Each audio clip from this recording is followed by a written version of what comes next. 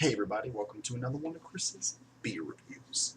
Today, I'm going to be reviewing one of these magnificent brews here, and I believe that magnificent brew, sorry I got something in my eye, is going to be the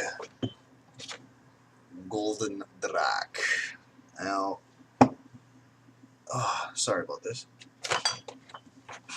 I really got something in my eye.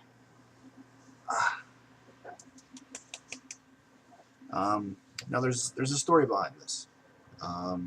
Back in the day, this was world renowned to be considered one of the top 3 or top 5 brews of all time. It's a very fruity, pungent, fermented beer.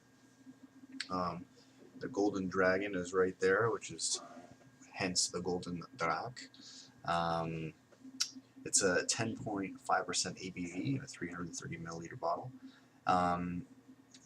The last time I had this, the last time I was excited to have this was literally a year ago, and this is when I first started doing beer reviews. So what I said about this review then compared to what I might think of it now are maybe two completely different worlds.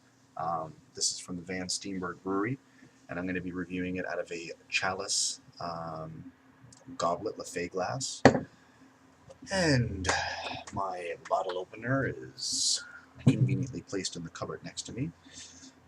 Now, the reason why you want beers like this to be drank out of a glass like this is because of the wide spacing in the glass. It gives there enough room for the ability for the carbonation to work its way through the beer, so that you can it actually brings out the flavors and the aromas more. So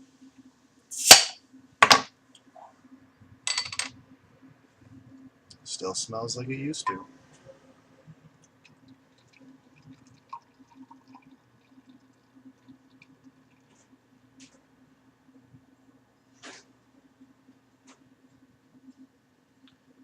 I haven't had this in about a year.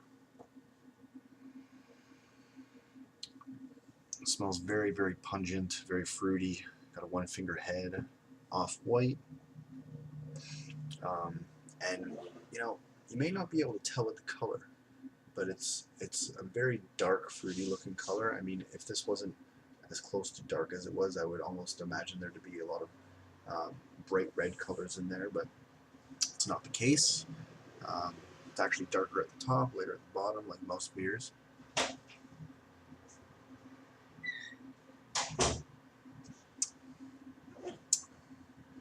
It's got an incredibly fermented taste to it.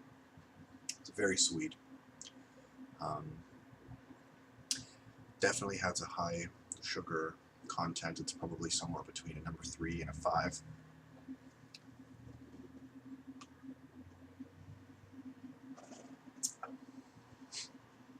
It's definitely much more enjoyable than I thought it was last year, especially since I love fermented beers now.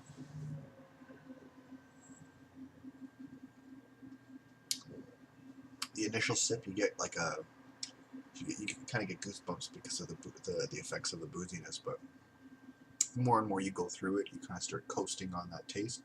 It doesn't taste anywhere near as alcoholic as it did at the start. I'm kind of feeling around like this is more of a 7 or 8% ABV brew right now.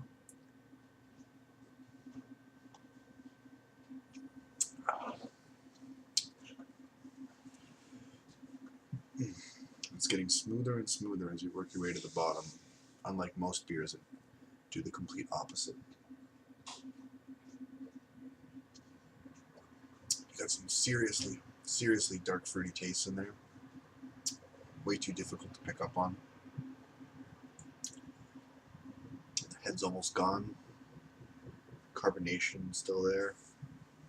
Very well-rounded, like I usually say, as most craft brews are.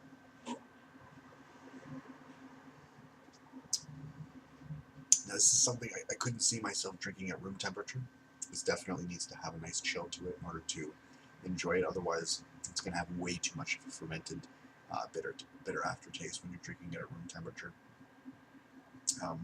Also, good tip: try not to to drink these when they're too cold.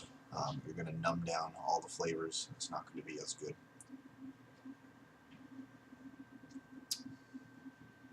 So I'm going to be enjoying the rest of this to myself. Everybody, thanks for joining me on another one of Chris's beer reviews. I'm going to give this a 4 or 5. And again, don't drink and drive, but drink responsibly.